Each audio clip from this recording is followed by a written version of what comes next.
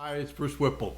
Today I want to talk to you about the hidden cost, and sometimes not so hidden cost, of poor choices. And those can be in time, money, lost opportunities, but also in your credibility. So let's talk about those. The first thing I see in the hidden cost is not following the steps. Some people say, well, I don't need to learn those steps. Maybe it's the expense, maybe it's the time. And what they end up doing is skipping steps, which ends up biting them later on. So let's first get that sorted out. And then two, at each of the steps, understand what are the criteria that you need and be sure that you select on that criteria and you don't scrimp on that and say, well, anybody's better than nobody, so yeah, he's not that great, but I'll take him. This team, and particularly your chair, are one of the most important series of choices that you're going to make. So make sure you understand what you want in each of those people. When I was hiring people, number one on my list before anything else was dependability. They could be the best person in the world, but if they weren't available to me, if I couldn't get them on calls or meetings, it was like I didn't have them. So dependability, number one. Criteria, absolutely number two. And in that process, when you're interviewing people, remember the attitude of those people. You want people who you can get along with. That doesn't mean they don't challenge you, but you get along with them, you respect them, and they have a positive attitude for what you're doing.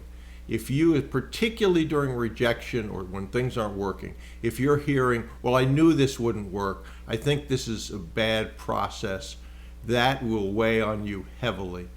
And to the process, make sure they understand what you're doing. Make sure that you understand and they understand the steps and that you're going to follow those. And if they have a problem with that, better to know it sooner than later. Many of the people come from corporate careers where they didn't have to worry about paying professionals. You probably do. Hence the reason for success-oriented, discounted, delayed fees. That'll be new to them.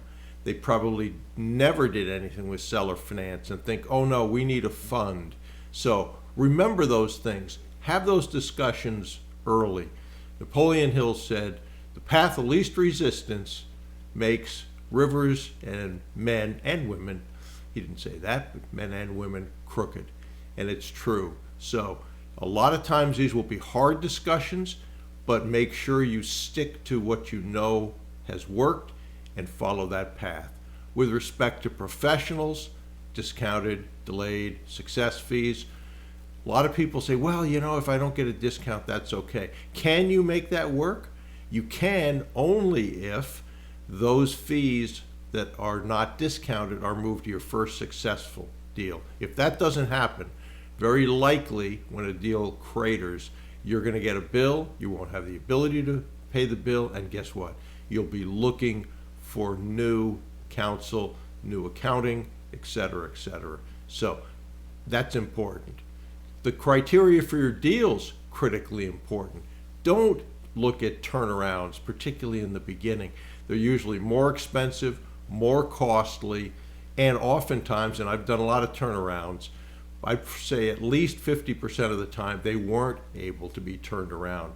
And we used to say, if we only spent that time and that money on a good opportunity, how different would this be? And lastly, when you've looked at all those steps and you're comfortable with them and you've had hard discussions and you know people are on board, whether that's the board, the professionals, etc., prospects, make sure that you are in a position where you're able to say, okay, here's what we're going to do. Keep the board and your professionals full disclosure, apprised of what's happening. But if you cut corners, if you say, well, yeah, it's not a big deal, but I'm not going to ask about that, or yeah, I'm concerned about that part of the criteria, but I'm not going to deal with it, I'll deal with it later. Most of the time, those problems don't solve themselves, and in the end, you will have, well, why didn't we figure this out before? Why didn't we ask this question before? And your credibility will take a big hit. which is not what you want. So lean on your board, lean on your professionals, make sure your prospect criteria are right, follow the steps, all those things are important.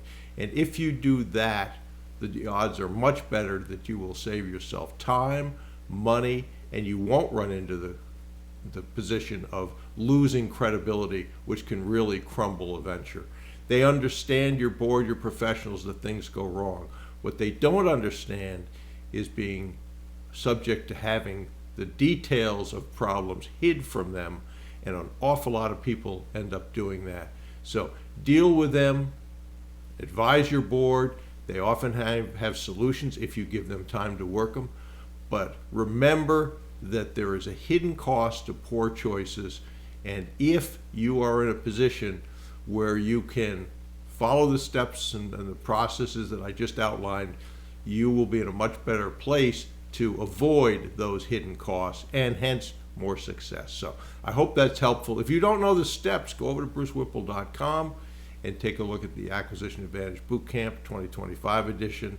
That's the latest and greatest that I have done, and will clearly show you what the steps are, how to do them, some templates in there. But that advice that I've just given in this video, super important to your success. Don't take shortcuts. They come back to bite you and bite your credibility.